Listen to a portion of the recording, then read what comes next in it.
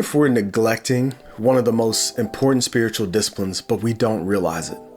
The spiritual discipline I'm talking about is biblical self-reflection or watchfulness. It's being awake and aware and attentive to our souls in order that we can pursue holiness, fight sin, and stay connected with God. This discipline is not just isolated. We need the Bible, we need prayer, but we also need others to help us examine ourselves correctly. Here are a couple passages from the Bible that talk about biblical self-reflection or watchfulness or self-examination. 2 Corinthians 13:5, it says, "Examine yourselves to see whether you are in the faith. Test yourselves." Proverbs 4:23, "Guard your heart above all else, for it is the source of life." Lamentations 3:40, "Let us examine and test our ways and turn back to the Lord." Brian Hedges, in his book on watchfulness, says, "Watchfulness is not passive, it's a holy sweat." To be examining our souls, to be reflecting on our souls is work. We have to do it daily. We have to fight for that.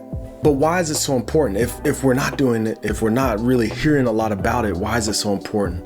And I want to share with you 3 reasons. The first reason is this: if we neglect this discipline of being watchful, of reflecting on ourselves, we will probably neglect other disciplines as well.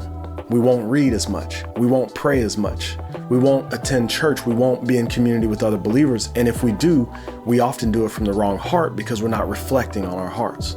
Number 2, we live in a world of distraction. Our phones, our apps, social media, the news, everything is clamoring for our attention. How can we pay attention to our souls when we're distracted all the time? Unless we cultivate this discipline of watchfulness, self-reflection. Number 3, if we neglect to watch over our souls, we will drift from God and we will drift without even realizing it.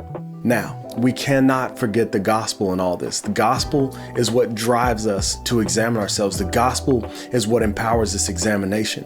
When we examine ourselves, we need to follow the advice of Robert Murray McShane. For every look at ourselves, take 10 looks at Christ. We need to look more at Jesus than ourselves so that we don't get self-absorbed or fold in on ourselves with morbid introspection. I have to remind you also that self-reflection or watchfulness does not imply perfection or perfectionism. In fact, I made a video about that. Check it out.